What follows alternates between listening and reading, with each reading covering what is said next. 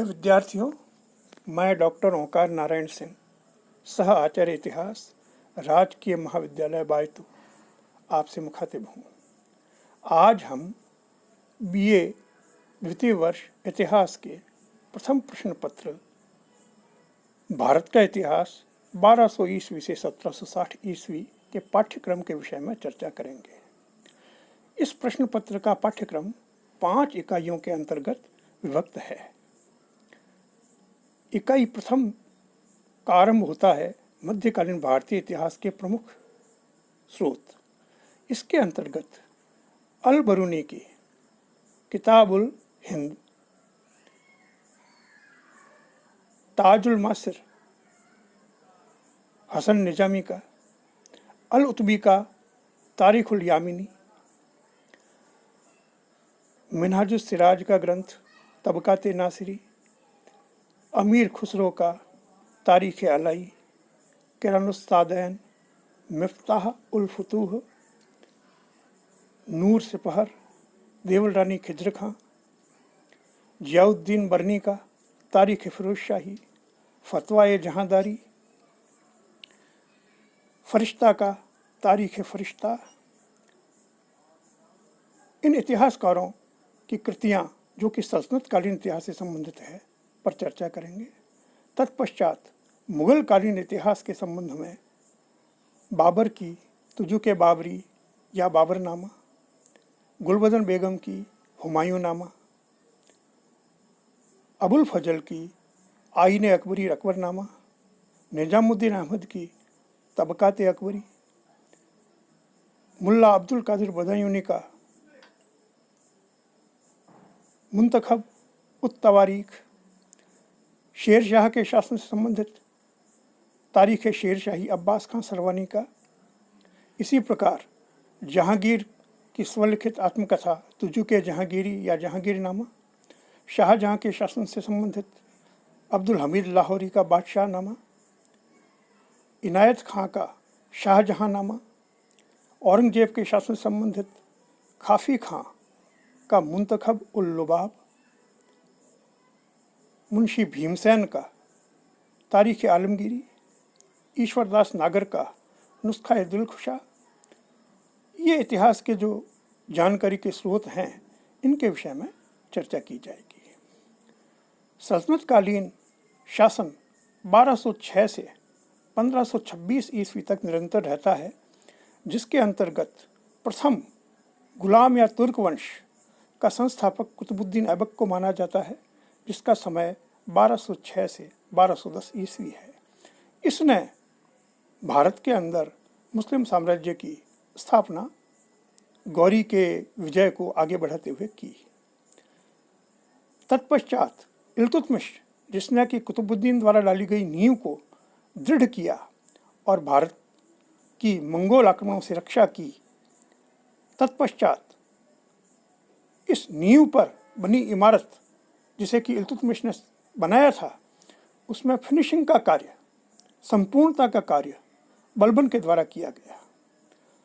इल्तुतमिश ने जहां 1211 से 1236 ईस्वी शासन किया और बीच के कमजोर शासकों के समानांतर बलबन ने 1266 से 1287 तक तुर्क सल्तनत को मजबूत किया। बलबन ने भी मंगोल आक्रमणों से भारत की रक्षा की थी। 1290 ईस्वी में गुलाम या तुर्क वंश के पतन के पश्चात खिलजी वंश का आरंभ होता है। जलालुद्दीन खिलजी द्वारा संस्थापित इस वंश का प्रमुख शासक अलाउद्दीन खिलजी था, जिसने 1296 से 1316 ईस्वी तक शासन किया।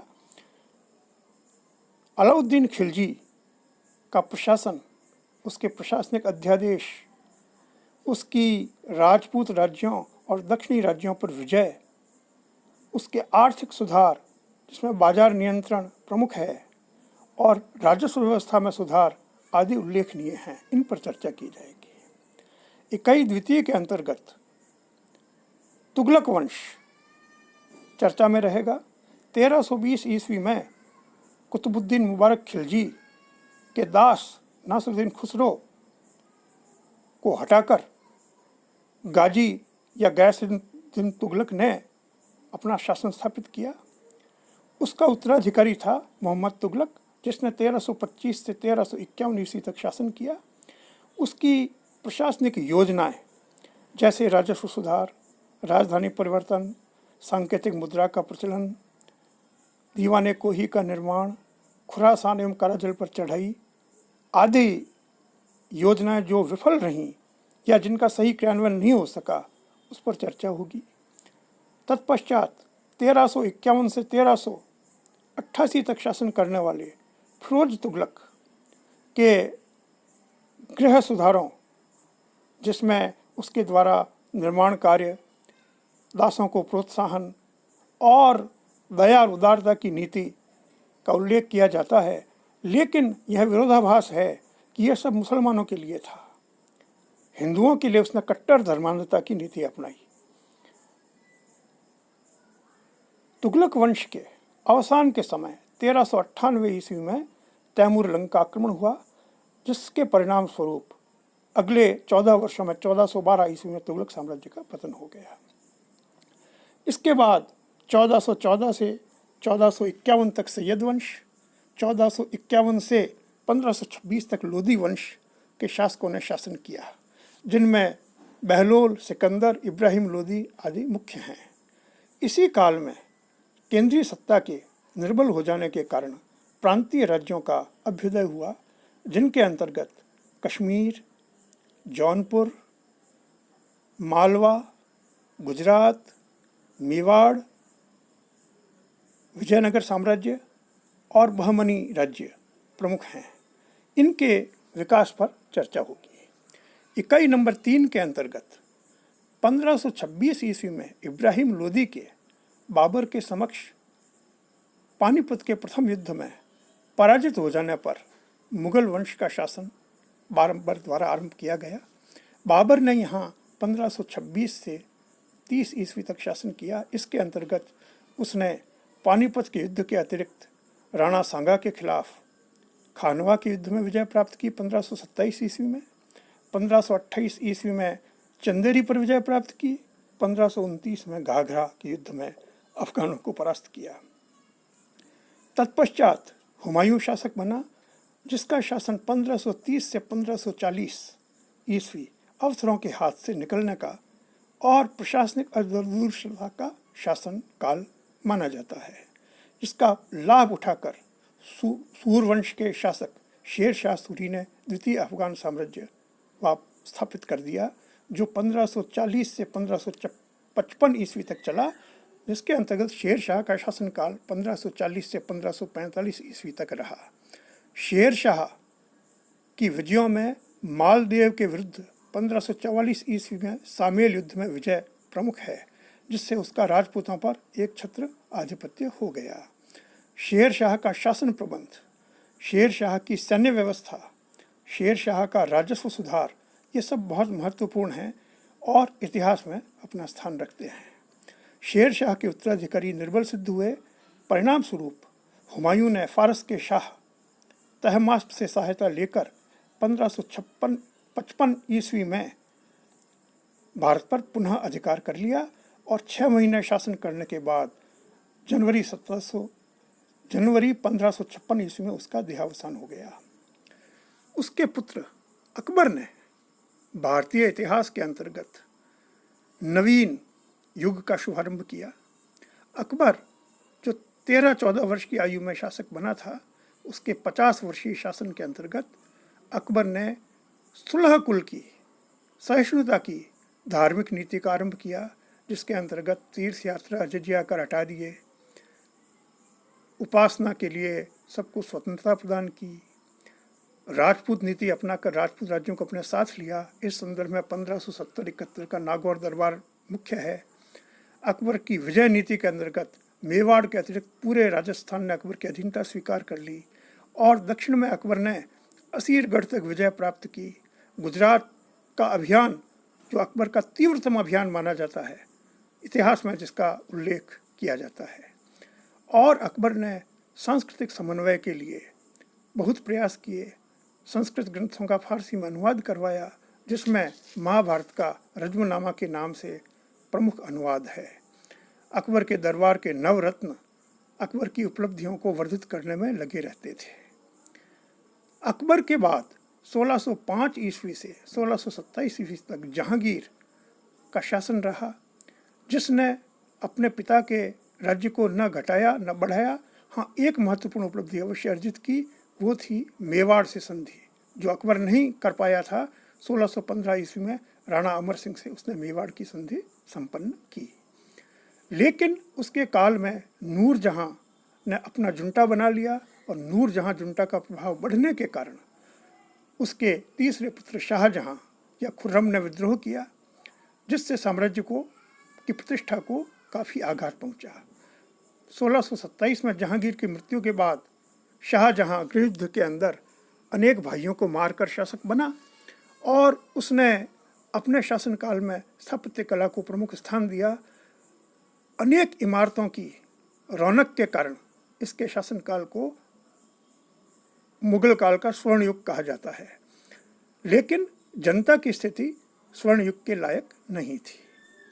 शाहजहां की मध्य एशिया नीति भी विफल रही, कंधार उसके हाथ से आता जाता रहा। शाहजहां के शासनकाल के आरंभ में ही झुंझार सिंह बुंदेला और खाने जहां लोदी के विद्रोह हुए। तत्पश्चात कुल मिलाकर शांति रही। शाहजहां के 4 पुत्रों के मध्य शाहजहां के 1657 ईस्वी में रुग्ण होने पर एक गृहयुद्ध छिड़ा, जिसमें औरंगजेब ने अपने तीनों भाइयों को परास्त करके गद्दी प्राप्त की और अपने भाइयों को वध कर अपने पिता को कारागार में कैद करवा दिया। औरंगजेब का शासन 1658 से 1707 ईस्वी तक रहा। अकबर के शासन के विपरीत ये सहिष्णुता के स्थान पर असहिष्णुता, धर्मांधता और क्रूरता का शासन था, जिसके अंतर्गत राजपूतों से संबंध बिगड़े, हटाया गया जजिया पुनः लागू किया गया, मंदिरों को तोड़ने का अध्यादेश 1669 ईस्वी में जारी किया गया, और मराठों से सतत संघर्ष जारी रहा, जो शिवाजी के बाद भी चलता रहा। औरंगजेब ने अपने शासन के 24 वर्ष उत्तर भारत में और शेष 25 वर्ष दक्षिण भारत में बिताए, जहां उसे मराठों का संघर्ष ताराबाई राजाराम के साथ झेलना पड़ा। गोलकुंडा और बीजापुर की विजय के पश्चात भी उसे दक्षिण में शांति नहीं मिली, और अराजकता की स्थिति में ही उसका देहांत 1707 ईस्वी में हो गया। चतुर्थ इकाई में यहीं तक का विवरण है। औरंगजेब के बाद उसके पुत्रों बहादुर शाह और उसके अन्य पुत्रों में लड़ाई हुई, जिसमें बहादुर शाह सफल हुआ, और तत्पश्चात जहांदार शाह, फर्रुख सियर, मुहम्मद शाह के शासन रहे। मुहम्मद शाह के शासन में ही नादिर शाह का आक्रमण हुआ, और जिसके अंतर्गत मुगल साम्राज्य के ताबूत में आखिरी कील लग गई।